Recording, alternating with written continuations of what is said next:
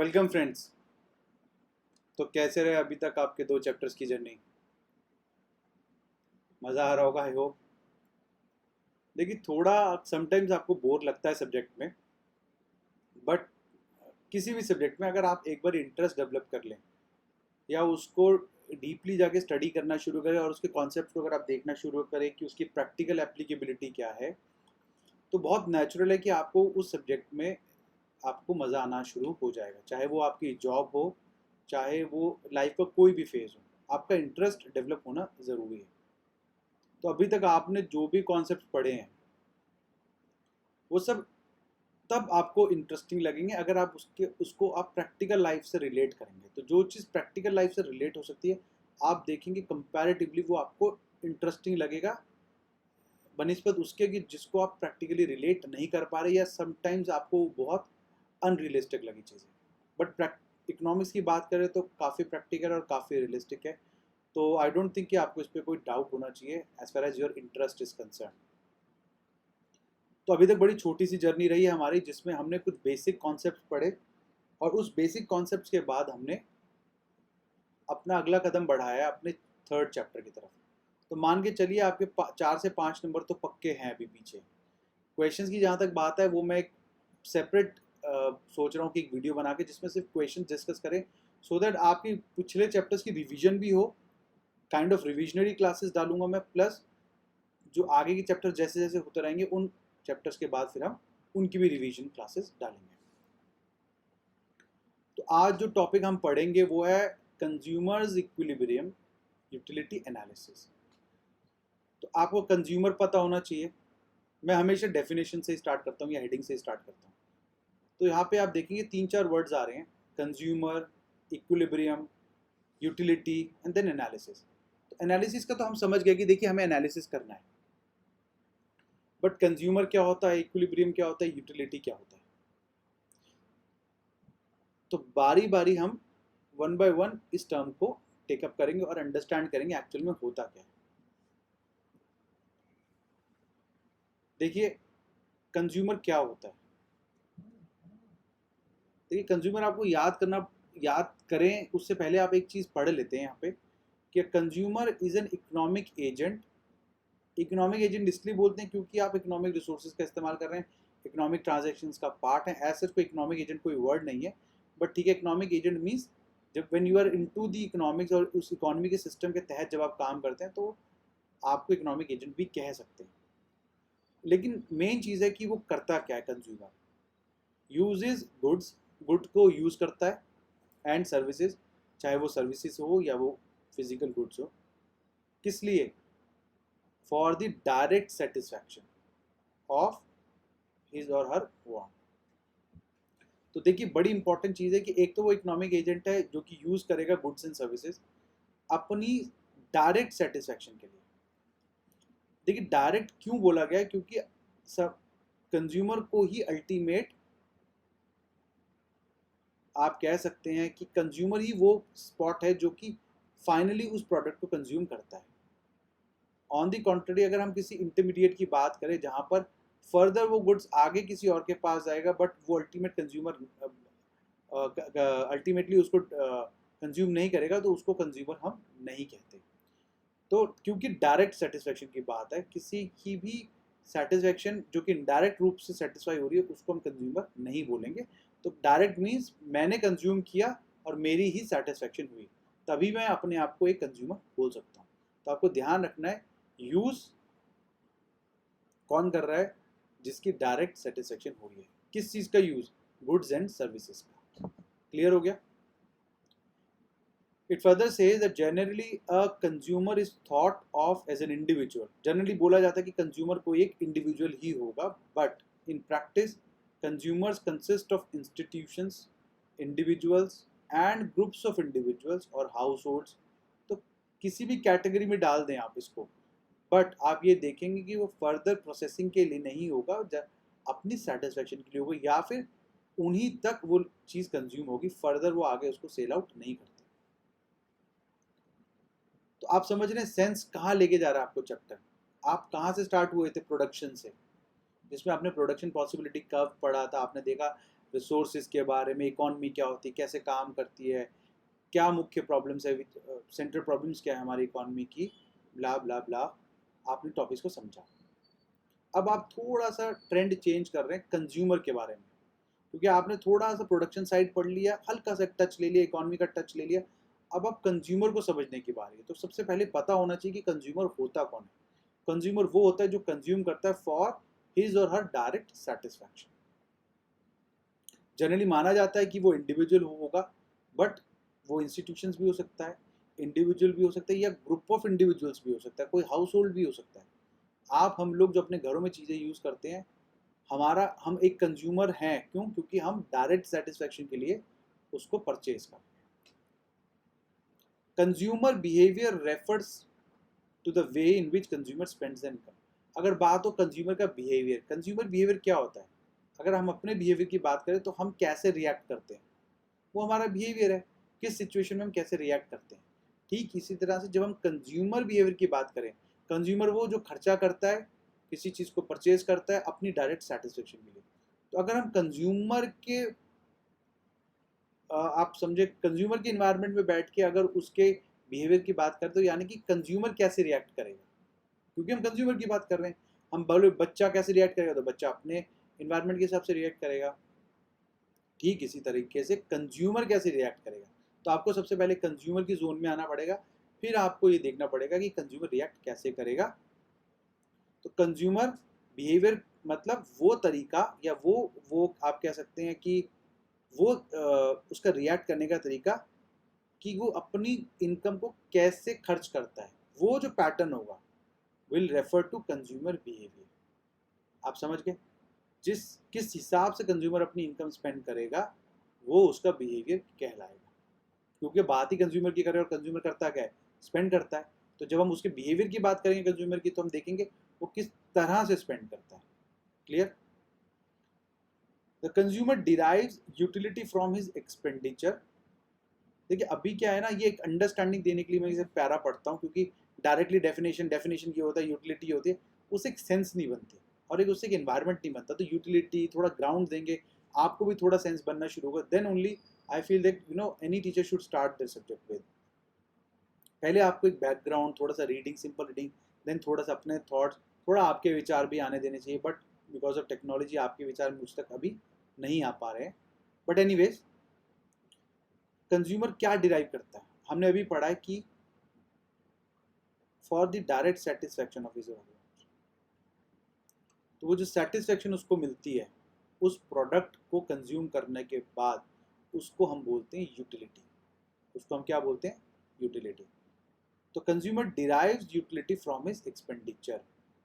तो वो अपने खर्चा करने के बाद उस प्रोडक्ट में से यूटिलिटी को डिराइव करता है। The consumer chooses his expenditures and maximizes his utility with the given income and given prices of goods and services. तो अब कंज्यूमर क्या करेगा? कंज्यूमर अपने एक्सपेंडिचर्स को कुछ इस तरह से खर्चेगा कि उसकी यूटिलिटी हमेशा मैक्सिमाइज हो। कब? जब जो भी उसके given resources with the given income and given prices of goods and services, जो उसकी इनकम है और जो गुड्स एंड सर्विसेज के प्राइसेस है, उन दोनों को मद्देनजर रखते हुए, उनको कंसिडर करते हुए अपनी इनकम से वो अपनी यूटिलिटी को कैसे मैक्सिमाइज करे, ये बात हमें समझनी पड़ेगी आगे चल के। कंज्यूमर करता क्या है? कंज्यूमर है कौन? कंज्यूमर वो व्यक्ति है जो अपने खर्चे से अपनी सेटिस्फैक्शन जो है वो डायरेक्टली लेता है किसी भी प्रोडक्ट को खरीद कर। पहली चीज़। दूसरा, क्या वो कि एक इंडिविजुअल हो सकता है? नहीं, वो एक हाउस होल्ड भी हो सकता है, वो ग्रुप ऑफ इंडिविजुअल्स भी हो सकते हैं। तो कंज्यूमर बिहेवियर क्या होता है? कंज्यूमर बिहेवियर वो बिहेवियर होता है कि कंज्यूमर अपनी इनकम को किस तरह से खर्चता है, वो उसको हम बोलेंगे consumer behaviour. The consumer derives utility from his expenditure. और कंज्यूमर हमेशा अपनी यूटिलिटी को मैक्सिमाइज करता है with the given income and prices of the given goods and services. जो prices of goods and services के हैं और जो उसकी इनकम है, उन दोनों के तालमेल से कुछ ऐसा करने की कोशिश करता है कि जिससे उसकी यूटिलिटी मैक्सिमाइज हो। क्लियर? अब हम आते हैं अगले कॉन्सेप्ट पे, विच इज यूटिलिटी। यूटिलिटी मैंने अभी 2 मिनट पहले आपको बताया, यूटिलिटी मीन्स देखिए किसी भी प्रोडक्ट की वांट सेटिस्फाइंग पावर, किसी भी प्रोडक्ट के अंदर उसको अपने कंज्यूमर को सेटिस्फाई करने की जो कैपेबिलिटी होती है, दैट इज यूटिलिटी। अगर आपको मेरा वीडियो अच्छा लग रहा है, आप मेरा वीडियो देख रहे हैं और आपको वो अपील कर रहा है, यानी कि आप उसको अंडरस्टैंड कर पा रहे हैं और आपको लगता है कि you feel like getting attached to these videos so that you should be able to cover up your course before time, तो मैं आपको रीज़न क्या, आप वो मेरे से क्यों जुड़े हैं, फिर आप जुड़े because of the utility. Though you are not spending anything but still कहीं ना कहीं आपको आपको कहीं ना कहीं मुझसे यूटिलिटी डिराइव कर रहे हैं। मैं आपको जो सर्विसेज दे रहा हूँ उससे आपको यूटिलिटी मिल रही है। आई होप क्लियर है। तो किसी भी प्रोडक्ट के अंदर वो क्वालिटी जो कि उससे अपने कंज्यूमर को सेटिस्फाई कर पाए, वो उस प्रोडक्ट की यूटिलिटी कहलाती है। अब देखिए बहुत लाइव एग्जांपल है। आप कई बार क्या करते हैं, कोई भी आप कई बार आपके साथ लाइफ में ऐसा होता है कि आप you are ready to spend more even though you don't feel like going ahead with that product. अगर आप रैशनली सोचें, लाइक बहुत से फ़ोन्स ऐसे लॉन्च होते हैं जिसका पीपल अगर कोई नॉर्मल व्यक्ति होगा तो वो will not prefer to go ahead with those phone because of the price of the product, whereas there are so many people in the country, they are ready to buy those products at a higher prices. Why so? On the contrary, sometimes what happens, people are ready to go to such places which are very far from their home, but still they go there. Why? To have a good time, though they are very expensive, but still people are spending. Why people are doing so? ऐसा लोग क्यों कर रहे हैं कि कोई चीज़ महंगी भी है उसके बाद भी they are ready to spend? वही चीज़ है यूटिलिटी। क्यों लोग महंगे फ़ोन ले रहे हैं? ठीक है, भले ही स्टेटस सिंबल है, बट उससे उनको एक सेटिस्फेक्शन मिलता है। हाँ यार मेरे पास ये चीज़ है, हाँ यार मुझे ऐसा अच्छा लगा, हाँ मुझे उसका प्रोडक्ट अच्छा लगा, हाँ मुझे उसकी टेस्ट अच्छा लगा। तो वो जो चीज़ है, दो इट इज़ नॉट, अभी हम आगे कॉन्सेप्ट पढ़ेंगे कार्डिनल और ऑर्डिनल ये सब, बट प्रैक्टिकली देखा जाए तो यूटिलिटी को आप मेजर नहीं कर सकते, बट कहीं ना कहीं यू रियलाइज। तो आप कैसे डिसाइड करते हो कि वो वर्थ है उतना पैसा देना उसके लिए? नहीं, कोई फॉर्मूला नहीं है। प्रैक्टिकली पूछा जाए तो कोई फॉर्मूला नहीं है कि अगर मैं आपसे, मान लीजिए आपके घर से 100 किलोमीटर दूर कोई बहुत ही अच्छा रेस्टोरेंट है, आप वहाँ जाके खाना खाना चाहते हैं, तो वहाँ का पर प्लेट बहुत कॉस्टली है। बहुत से लोग जो दिल्ली के आसपास रहते हैं वो जानते हैं कि बहुत से लोग दिल्ली से पानीपत की तरफ जाते हैं और वहाँ बड़े बड़े ढाबे वहाँ जाके सिर्फ दाल खाने जाते हैं। तो इतना कॉस्ट लगा के इतनी दूर जा रहे हैं, वाई? क्योंकि कुछ तो मिल रहा है उन्हें। तो वही यूटिलिटी है। अब उन्हें वो कैसे कंपेयर कर पाते हैं कि वहां जाना वर्थ है कि नहीं? तो उस चीज की यूटिलिटी आप कैसे मेजर कर सकते हैं कि वहां जाने के लिए वो जो भी खर्चा करने को तैयार है, वही उस प्रोडक्ट की यूटिलिटी है। तो जब तक आपको ये लगेगा कि हाँ जो आप खर्चा कर रहे हैं उससे ज्यादा यूटिलिटी डिराइव कर पाएंगे या कर रहे हैं, तब तक you will be ready to spend more. But the moment you come to a conclusion that now the prices which you are paying is not worth enough, आप जितना पैसा दे रहे हैं वो जायज़ नहीं है, किसके लिए? उस प्रोडक्ट या सर्विस के लिए जो आप कंज्यूम कर रहे थे। रीज़न, अब शायद आपको उसमें से वो सेटिस्फेक्शन लेवल नहीं मिल पा रहा, तो हम कहेंगे कि अब utility has gone down. Clear? तो अगर हम यूटिलिटी की बात करें तो बोलता है consumption of goods and services leads to satisfaction of human wants. You consume a cup of tea and you get some satisfaction. The satisfaction is called utility. We have discussed it. Thus, utility may be defined as satisfaction derived from the consumption of a commodity. Already discussed that whatever satisfaction you derive from the consumption of a commodity will be referred as utility. ये हम discuss कर चुके हैं, want satisfying power of a commodity. ये word मुझे अपने class 11-12 से याद है, तो ऐसा नहीं है कि मैंने यहाँ से पढ़ा है, बट ये चीज़ें आप देखेंगे तब की बुक में भी था और आज की बुक में भी है।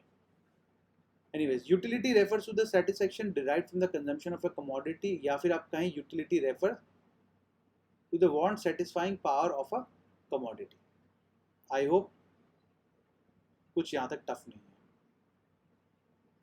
अब बात आती है कि क्या हम यूटिलिटी को, हमने कंज्यूमर पढ़ा, कंज्यूमर क्यों कंज्यूम करता है किसी प्रोडक्ट को? यूटिलिटी के लिए। जिसको हम बोलते हैं डायरेक्ट सेटिस्फेक्शन, जो हमने अभी पढ़ा, कंज्यूमर जो डायरेक्टली सेटिस्फाई करे अपनी नीड्स को। फिर बात आती है कि यूटिलिटी क्या होती है। हमने पढ़ा किसी भी प्रोडक्ट की सेटिस्फाई करने की जो पावर है, that is called your utility. तो क्या हम इस यूटिलिटी को इकोनॉमिक्स में किसी तरह से काउंट कर सकते हैं, मेजर कर सकते हैं? लेट्स सी, मैं आंसर नहीं बोलूँगा। Can we measure satisfaction in terms of some unit? कोई पैमाना हो, कोई ऐसा स्केल हो जिसपे हम रख के बता पाए कि हाँ यूटिलिटी इतनी है इस प्रोडक्ट की। So it says that two great economists, Alfred Marshall and J.R. Hicks, have different opinions. इन दोनों के different opinions है। Marshall believes that we can measure satisfaction. Marshall का मानना था कि हम यूटिलिटी को मेजर कर सकते हैं इन terms of cardinal numbers. Cardinal numbers क्या होता है? जैसे जो भी आप नंबर्स में बात करेंगे विच कैन बी मेजर्ड, हम उसको कार्डिनल नंबर बोलते हैं। The standard unit of measurement used by Marshall to measure utility is called utils. तो मार्शल ने क्या बोला कि हाँ बिल्कुल हम यूटिलिटी को मेजर कर सकते हैं। कैसे? वो कहते हैं कि हम उसको नंबर्स में यूटिलिटी को मेजर कर सकते हैं, और जिस स्टैंडर्ड या यूनिट में वो मेजर करेंगे, जैसे आप लिक्विड को किस में मेजर करेंगे? लीटर्स में। वेट को किस में मेजर करेंगे? मास को आप केजीज में। डिस्टेंस को किस में मेजर करेंगे? मीटर्स में या किलोमीटर्स में। these are called units, standard units की पर्टिकुलर चीज़ को आप कैसे मेजर करेंगे। सिमिलरली उन्होंने यूटिलिटी को मेजर करने के लिए भी एक यूनिट दिया, उसको उन्होंने नाम दिया यूटिल्स।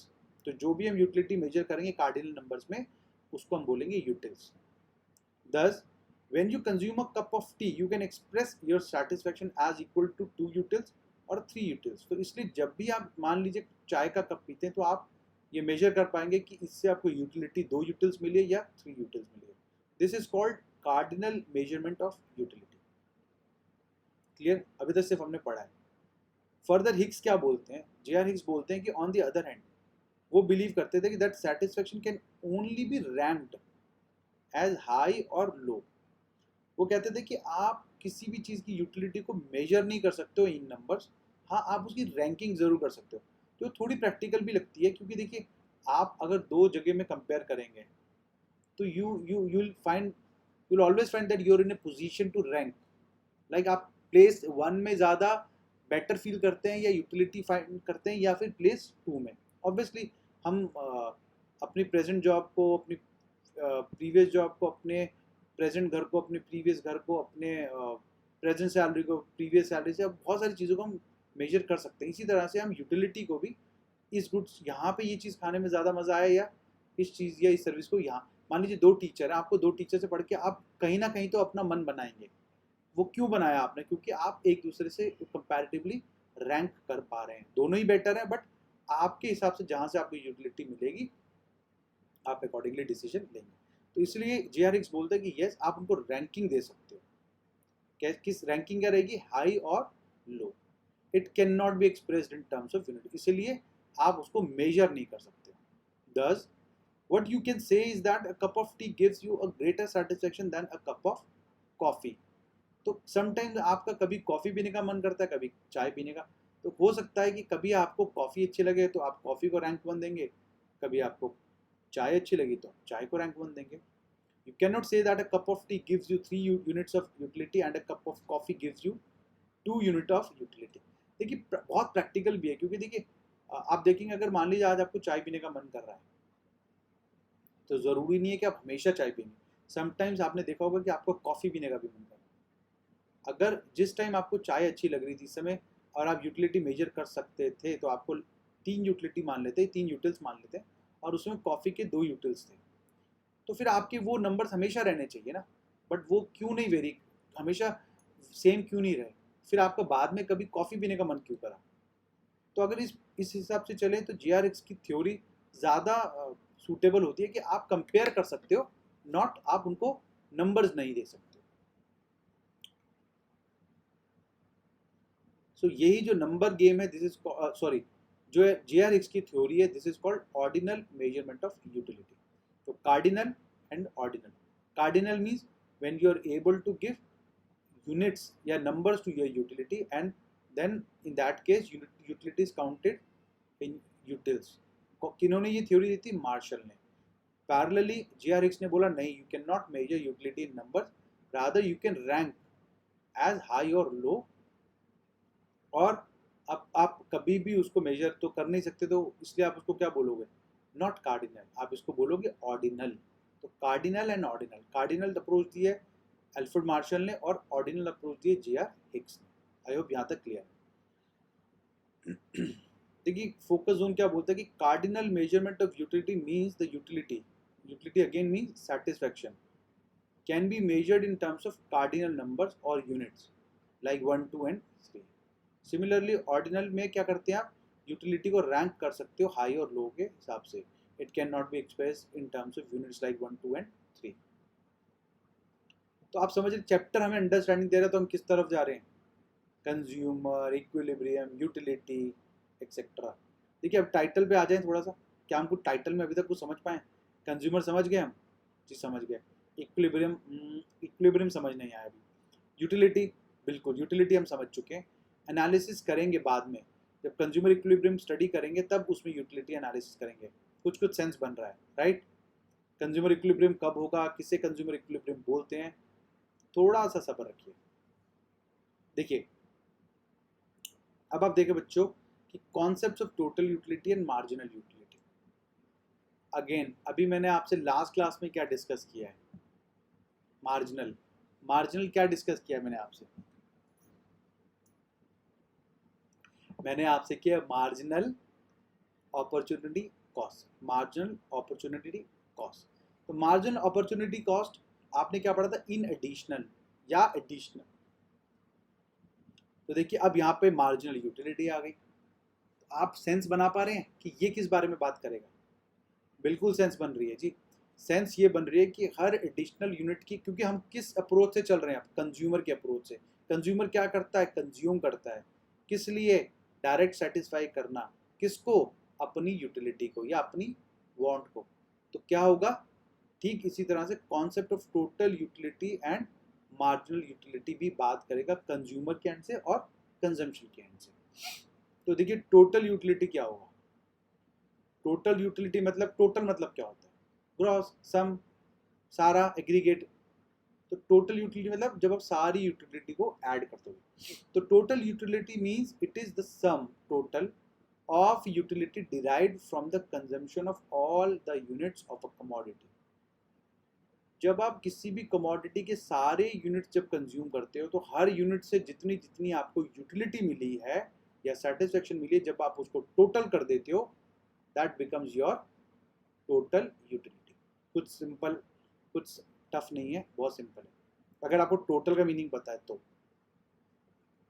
टू इलस्ट्रेट अगर एग्जांपल देखिए, if 2 units of a commodity are consume, अगर मान लीजिए कि आप 2 यूनिट ऑफ कमोडिटी कंज्यूम कर रहे हैं and first unit yields satisfaction of 10 utils, और फर्स्ट यूनिट से आपको 10 यूटिलिटी मिली, 10 यूटिल्स मिले, और सेकेंड यूनिट आपको 9 यूटिल्स की सेटिस्फैक्शन देती है, तो आप मुझे बता सकते हैं टोटल यूनिट यूटिलिटी कितना है? काफ़ी टफ है यार, ये तो बहुत टफ है, मुझे तो समझ ही नहीं आ रहा।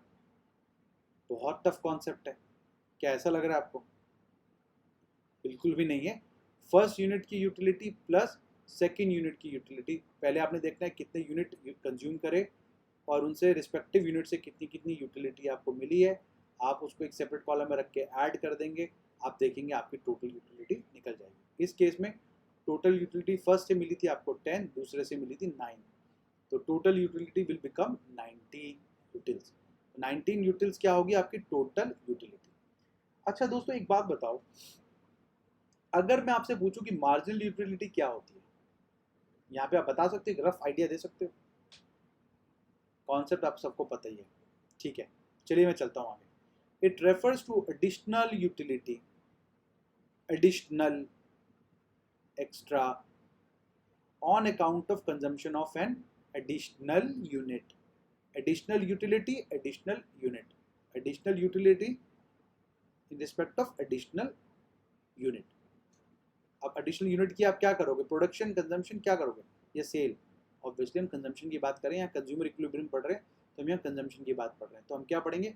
एडिशनल यूटिलिटी और एडिशनल यूनिट की consumption. Clear? If 10 units of a commodity yields satisfaction of 100 utils.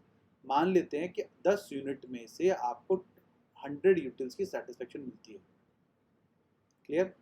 And 11 units of a commodity yields 105 utils, और 11 यूनिट से आपको कितनी मिलती है, 105 utils. Then additional utility on account of the consumption of 11th unit of the commodity, देखिए rather यहाँ पे ये होना चाहिए था and 11th unit of a commodity होना चाहिए, या फिर ये बोलना चाहिए था total 11 unit of a commodity. मतलब कहने का मतलब ये टोटल की बात कर रहे हैं। अगर आप 10 यूनिट तक जब तक आपने कंज्यूम किया था आपको 100 यूटिल्स की सेटिस्फेक्शन थी। जब आपने 11 यूनिट्स कंज्यूम करे तो आपकी यूटिल्स कितनी हो गई, 105। तो अगर मैं आपसे पूछूं मार्जिनल यूटिलिटी कितनी है तो क्या बोलेंगे आप? Then additional utility on account of consumption of the 11th utils of the commodity is 105 minus 10। तो जो आपने एडिशनल यूनिट कितना करा, जब आप 10 से 11 पे गए तो आपने कितने एडिशनल यूनिट करे, आपने 1 यूनिट एडिशनल किया। तो 1 एडिशनल यूनिट की क्या आपको देखनी पड़ेगी, यूटिलिटी। वो कैसे देखेंगे, टोटल में से प्रीवियस को माइनस कर देंगे जैसा हमने पीछे किया था। तो 105 टोटल था माइनस प्रीवियस था 100, तो आपका टोटल आ गया 5 यूटिल्स। तो आपने एडिशनल कितनी यूटिलिटी आपने करी है, तो टोटल यूटिलिटी आपको जो एडिशनल यूनिट पे मिले ही है वो है 105 माइनस 100। तो आपने एडिशनल यूटिलिटी कितनी ली है, 5 यूटिल्स। कितने यूनिट के लिए, 1 यूनिट के लिए। तो अगर हम फॉर्मूले की बात करें तो marginal utility is equal to total utility n minus total utility n minus 1। n minus किसी स्टेज पे बात कर लेते हैं, इस केस में n हमारा 11th है और n माइनस 1 मतलब n से एक स्टेप पीछे जाइए, 1 यूनिट पीछे माइनस करें आप, यानी कि एकदम इससे पिछले वाला यूनिट, ठीक है। तो जब उससे आप कंपेयर करेंगे टोटल यूटिलिटी को 2 लेवल्स के बीच में तो आपकी मार्जिनल यूटिलिटी निकल जाएगी। तो यानी कि अगर टैबुलर फॉर्म में आप देखें तो आपके पास सबसे पहले यूनिट होगा, उसमें से कितनी आपको यूटिलिटी मिली है, टोटल यूटिलिटी, उसमें जब आप माइनस करने लग पड़ेंगे हर लेवल पे उससे पिछली यूटिलिटी, तो आपकी क्या आ जाएगी, मार्जिनल यूटिलिटी। तो ये हमने फॉर्मूले से भी देखा कि फॉर्मूले से निकाल दिया। अब एक एग्जांपल देख लेते हैं कि मान लीजिए कि कमोडिटी एक्स है जिसकी कंजम्पशन है कि डिफरेंट लेवल्स हैं, जिसमें एक कमोडिटी की कंजम्पशन है या 2 की या 3 की या 4 की और 5 की, और टोटल यूटिलिटी आपको हर प्रोडक्ट पे हर लेवल पे क्या होती जा रही है आपकी। जब आपने फर्स्ट यूनिट की कंजम्पशन करी थी तो आपकी टोटल यूटिलिटी थी 100, वेरस जैसे ही आप यूनिट 1 से यूनिट 2 पर आपने कंजम्पशन लेवल को लेकर गए, your utility becomes 190। Similarly third unit की कंजम्पशन पे आपकी यूटिलिटी टोटल यूटिलिटी हो गई 270, फोर्थ पर आपकी हो गई 340 एंड फिफ्थ पर हो गई 400। ये आपको टोटल यूटिलिटी का चार्ट दे दिया आपको, क्लियर। अब मुझे हर लेवल पर, क्योंकि हर लेवल पे जो एडिशन हुई है यूनिट्स की, उस पर क्या मेरी मार्जिनल यूटिलिटी है, यानी कि मेरी एडिशनल यूटिलिटी कितनी है हर लेवल पर, वो मुझे कैलकुलेट करनी है। तो इट्स वेरी सिंपल, 100 था यहाँ पर, अगर मैं इससे पिछला मानूँ क्योंकि ये TUN है, TUN माइनस TUN माइनस 1, तो इससे पिछला लेवल n माइनस 1 कुछ भी नहीं है, तो 100 माइनस 0 इज इक्वल टू 100। तो यहाँ पर मेरी MU कितना हुआ, 100। वेरस जब मैं यहाँ पे आऊँगा तो टोटल यूटिलिटी फॉर्मूला क्या होता है, टोटल यूटिलिटी TUN यानी कि 190, TUN n जिस लेवल पे आप कैलकुलेट कर रहे हैं वो n है, तो TUN, अब ये पे यूनिट 2 है तो हमने यहाँ पे बोल दिया इसको 2, n को डिनोट कर रहे हैं हम 2 से, तो 190 माइनस क्या बोलते हैं हम, TUN माइनस 1, यानी कि एक यूनिट पीछे वाली जो कंजम्पशन है, टोटल कंजम्पशन में जो आपको टोटल यूटिलिटी आई है उस लेवल की यूटिलिटी आप माइनस कर देंगे, तो विच वाज 100। तो 190 minus 100 is equal to 90। Similarly आप देखेंगे यहाँ पर 80 हो गई, 270 माइनस 190, यहाँ पर कितनी होगी 70, 340 माइनस 270, यहाँ पर 400 माइनस 340 इज इक्वल टू 60। तो यानी कि ये आपकी मार्जिनल यूटिलिटी है। आई होप कोई दिक्कत आपको है नहीं। अच्छा, अगर एक कोरिलेशन की बात करें जो कि हो सकता है हम थोड़ा आगे चल के अच्छे से स्टडी करेंगे, देखिए टोटल यूटिलिटी तो आप देखेंगे हर लेवल पे बढ़ रही है, ऑब्वियसली बढ़ेगी क्योंकि आप एडिशन कर रहे हैं। आप समझ रहे हैं? इस लेवल पे क्या है, अगर मैं लेवल कंजम्पशन 2 पे बात करूं तो 190 खाली इसी से नहीं आई, 190 में 100 पिछला है और 90 इसका है। देखा जाए तो यहाँ पर एक यूनिट से कितनी मिली थी मुझे यूटिलिटी, 100। मुझे यूनिट 1 की कंजम्पशन से कितनी यूटिलिटी मिली थी, मेरा टीयू क्या था, 100, 100। लेकिन यानी कि हर यूनिट की कंजम्पशन में मेरा 100 होना चाहिए, ऐसा मुझे लगेगा। कब? जब मैं कंजम्पशन 1 की यूनिट करी होगी मैंने। लेकिन आप देखेंगे जैसे ही मैंने दूसरा यूनिट कंज्यूम कर लिया तो मेरी दूसरे यूनिट से कितनी आई, केवल 90। क्यों? क्योंकि इस 190 में 100 तो पिछला है, यानी कि एडिशनल मुझे कितनी मिली है। यही तो मैं यही तो मेरा एमयू होता है कि मुझे हर एडिशनल यूनिट पे मेरा कितना यूटिलिटी डिराइव हुआ है। तो मैंने देखा था अरे यार यहाँ पे तो मेरा 90 हुआ था, तो 100 प्लस 90 इज इक्वल टू 190। तो यानी कि अच्छा चलो हो सकता है अब 90 हो गया, तो यानी कि अब से मैं जो गुड्स कंज्यूम करूँगा उस पर मुझे हर यूनिट पे 90 की यूटिलिटी आनी चाहिए। तो देखिए जैसे मैंने थर्ड यूनिट की कंजम्पशन करी तो 190 प्लस 90 280 होना चाहिए था, पर यार यहाँ तो 270 हो गया। क्या मैंने इस लेवल पर 80 यूनिट्स की मार्जिनल यूटिलिटी अर्न करी है? यस, ये रहा। तो यानी कि 90 ना होकर यहाँ पर 100 होना चाहिए था तो 90 हुआ, यहाँ पे 90 होना चाहिए तो केवल 80 हुआ। ठीक इसी तरह से यहाँ पे 80 की एक्सपेक्टेशन थी, हमें नहीं पता था आगे क्या होगा। हमने देखा टोटल यूटिलिटी हमारी 70 हो गई, और जब हमने उससे अगले लेवल पे गए हमने 70 की एक्सपेक्टेशन रखनी शुरू करी तो पता लगा 60 हो गई। यानी कि हर लेवल पे जो हमारी एक्सपेक्टेशन थी पिछले लेवल को देखते हुए, यूटिलिटी के पिछले लेवल को देखते हुए, वो हर लेवल पर आपका फेल हो। ये वैसा ही है जैसा कि आप पहली चपाती या पहला गोलगप्पे से जो आपको अनुभूति प्राप्त होती है वो आपको शायद 5वें, चौथे, दूसरे या 5वें से 10वें से नहीं हो सकती।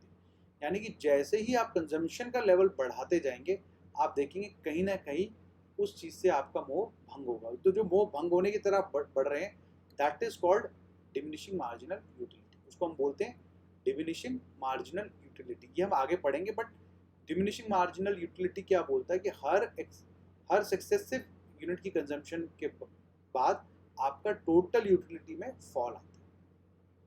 वो क्लियरली रिप्रेजेंटेबल है हर एडिशनल यूनिट पे पहले पे 100 मिली, दूसरे पे 90 मिली, तीसरे यूनिट के कंजम्पशन पे 80 मिली, चौथे पे 70 और पांचवे पे 60। हर एडिशनल यूनिट पे आप देख रहे हैं उस रिस्पेक्टिव यूनिट से जो यूटिलिटी प्राप्त हुई है वो कम हो गई। तो ये आप अपनी प्रैक्टिकल लाइफ से भी रिलेट कर सकते हैं कि आपको हर चपाती के साथ अगली चपाती खाने की इच्छा जो है वो कम होती है। तो यहाँ पे अगर हम एमयू की बात करें तो आपने देखा 100, अगर टोटल यूटिलिटी बात करूँ तो सम ऑफ मार्जिनल यूटिलिटी, अगर मैं सारे इनको ऐड कर दूँ 100 प्लस 90 तो ये हो जाएगा 190, 90 प्लस 80 सॉरी 190 हो गया, 190 प्लस 80 270, 270 प्लस 70 340, 340 प्लस 60 400। क्योंकि इस यूनिट की यूटिलिटी प्लस अगले यूनिट से जो मिली है जो कि 90 है, यहाँ पे एडिशनल यूनिट की बात कर रहा है, दोनों को ऐड करा तो सेकेंड यूनिट पर टोटल निकल आया। आप समझ रहे हैं? कुछ नहीं, कॉन्सेप्ट है, बेसिक कॉन्सेप्ट है। यहाँ पे टोटल है, टोटल मतलब सम, इसमें ये जुड़ा हुआ है, इसमें ये दोनों जुड़े हुए हैं। आप समझ रहे हो? दोनों कैसे जुड़े हुए हैं? क्योंकि 190 ये प्लस इसकी भी ऐड हो गया इसके अंदर, तो ये कैसे आया था, ये इससे आया था, तो ये प्लस इसकी अपनी थर्ड, अगर मैं थर्ड यूनिट की बात करूं तो उसमें क्या बोलता है कि 100 प्लस 90 प्लस 80, या मैं ऐसे बोलूं थर्ड यूनिट पर कि 190 प्लस थर्ड से जो मुझे मिली है 80 की ऐड करूंगा तो 270 आ जाए। कैसे भी आप बात कर लें, है कुछ नहीं, बेसिक प्लस माइनस है, अगर आपको समझ में आ जाए तो देखिए हमेशा क्योंकि एडिशन हो रहा है तो वो चीज़ हमेशा बढ़ती रहेगी, वो कभी गिरेगी नहीं। आप समझ रहे हैं? मैं जब पिछले में कोई चीज़ ऐड कर रहा हूँ और मैं सिर्फ ऐड ही कर रहा हूँ तो भले कम स्पीड से ऐड हो लेकिन वो ऐड ज़रूर होगा, क्योंकि स्पीड कम ज़रूर होगी। कारण देखिए यहाँ पर अगर मैं देखता तो यहाँ पे 100 ऐड होना चाहिए था, लेकिन अगले यूनिट पे 90 ऐड हुआ, फिर 80 ऐड हुआ, फिर 70 ऐड हुआ, फिर 60 ऐड हुआ। तो बिल्कुल वो स्लो स्पीड पे ऐड हो रहा है, लेकिन हो तो ऐड रहा है। तो जो चीज़ ऐड होगी वो बढ़ती जाएगी। वेयरएज उसी लेवल पे जब आप देख रहे हैं तो ये दोनों स्टार्ट तो एक लेवल पे होते हैं, पर जैसे जैसे हमारा टीयू बढ़ा, हमने देखना क्या शुरू करा कि हमारा एमयू गिर रहा है। हर सक्सेसिव यूनिट पे हमारा मार्जिनल यूटिलिटी गिरती जा रही है। फिर से आप चपाती या अपने पानी पूरी का एग्जांपल ले सकते हैं। पानी पूरी जैसे आप एक अगली पानी पूरी खाते हैं, उससे अगली खाने की इच्छा कम हो जाती है।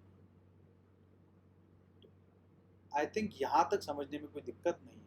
प्लीज़ मैं फिर से रिक्वेस्ट कर रहा हूँ, नहीं समझ में आएगा आप 20 बार बोलिए, क्योंकि ये मेरा कोई कमर्शियल एफर्ट नहीं है। ऑल माई इंटेंशन इज़ कि आपके एग्ज़ाम से पहले मैं ये 2021 का करिकुलम ख़त्म कराऊँ आपके इकोनॉमिक्स का, सो दैट आप इसका कोई बेनिफिट ले पाए और आपको इसका बेनिफिट कुछ हो।